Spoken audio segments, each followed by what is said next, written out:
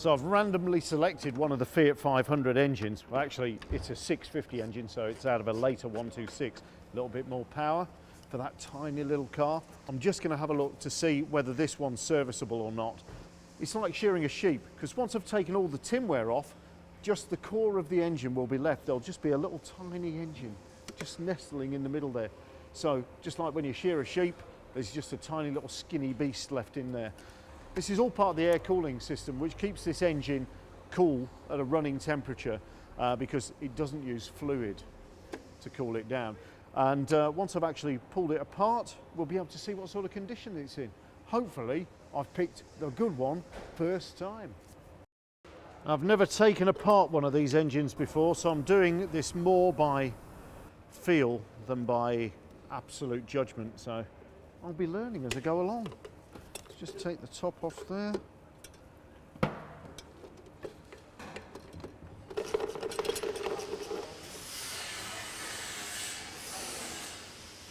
Little grubby, little grimy. You've got to expect that from an ancient engine.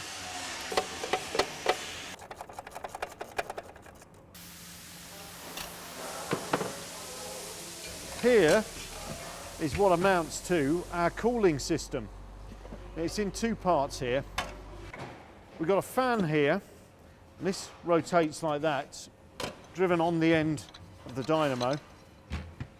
And what happens is, air is drawn in through this inlet here, and then the fan, as it spins, pushes it out and around the top and out to these cylinder heads, which have these cooling fins built into them.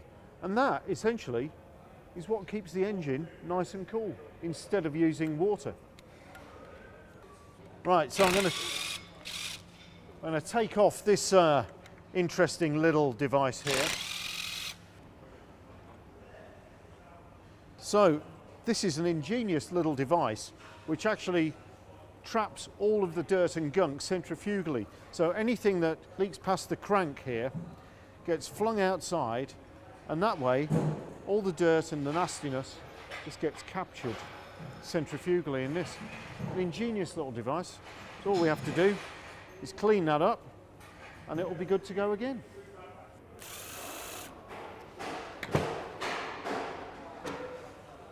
Okay, there we go. Carburetor off. Disconnect it. Right, there's some of the breathing apparatus removed. And the pedestal, so that was stopping this rocker cover coming off. There we are. Two teeny little sets of valves. That's all that's needed to operate this tiny little two-cylinder engine.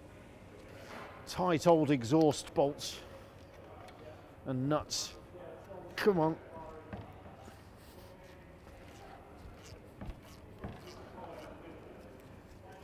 Right, now hopefully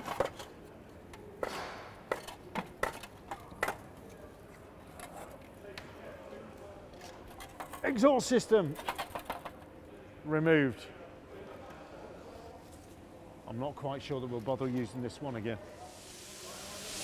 Right, just a few more little bits.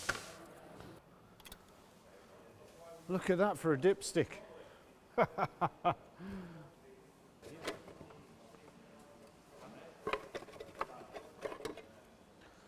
Right, there goes the other little bit of tinware. Nice little flap here. That is what's used for heating. So the actual air that passes around the cylinder heads, if you put the heater on, it just operates this flap and the air passes around the cylinder heads and gets pushed out and into the car. Fantastic. So let's remove the rocker gear. That's the rocker gear off. Right, 1, 2, 3, 4. Now I can get the cylinder head and the barrels off. Let's get rid of this old gasket. Look at that, rock hard. It's just falling apart.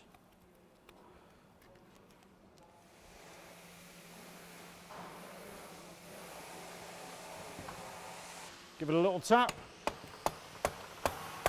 Loosen it off, and off it comes. There we are. One cylinder head removed. Can't see anything too problematic apart from these hard white deposits. I tend to find that those appear when people have actually put petrol additives in. It causes that hard white build-up there. In the meantime, let's get the barrels off. Okay, so these are individual cylinder barrels. A bit like on a motorcycle actually. So I can take one entirely off like that. There we go. That is where the piston runs inside of.